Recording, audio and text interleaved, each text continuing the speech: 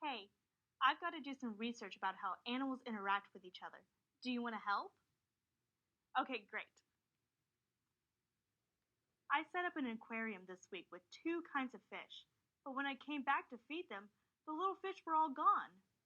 What do you think happened to the smaller fish?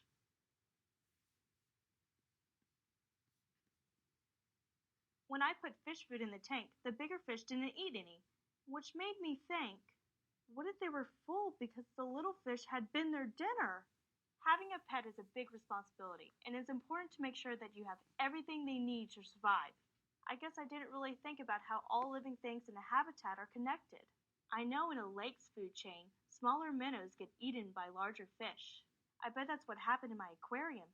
Oops. So I guess I got a great example about how living things depend on each other for survival. So I wonder what food chains are like in other habitats besides lakes or aquariums. Can you make a sample food chain for a forest or a garden? What types of plants and animals live there, and how are they connected?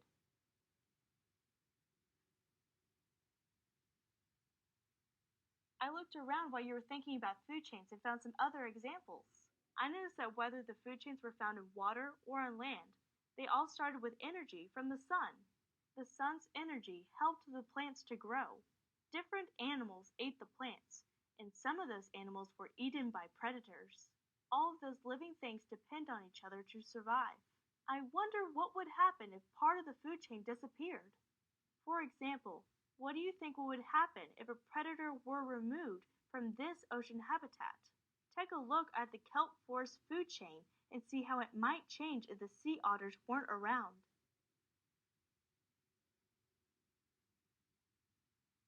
Wow, it says here that about 100 years ago sea otters almost went extinct because people hunted them for their soft fur. Do you want to know what happened? Well, the sea urchins had very few predators to eat them, and pretty soon there were tons of sea urchins. All of those urchins ate most of the kelp, and once the fish and other animals had no kelp for food and no place to hide from predators, they moved on. There's good news though. Otters have become a protected species and they've slowly recovered. They keep the sea urchin population in balance, and the kelp forests have grown back. Now this underwater habitat is healthy and diverse again. That's pretty cool about how connected everything is. Even the fish who didn't eat the kelp still use the kelp as shelter, so it's really important to the ecosystem.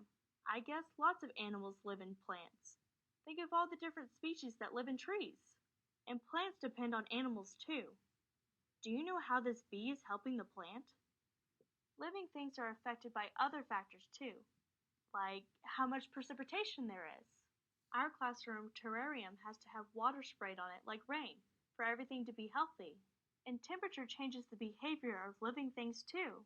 Maybe you've planted seeds and you know that they don't start growing until there's enough water and warmth for the plant to survive.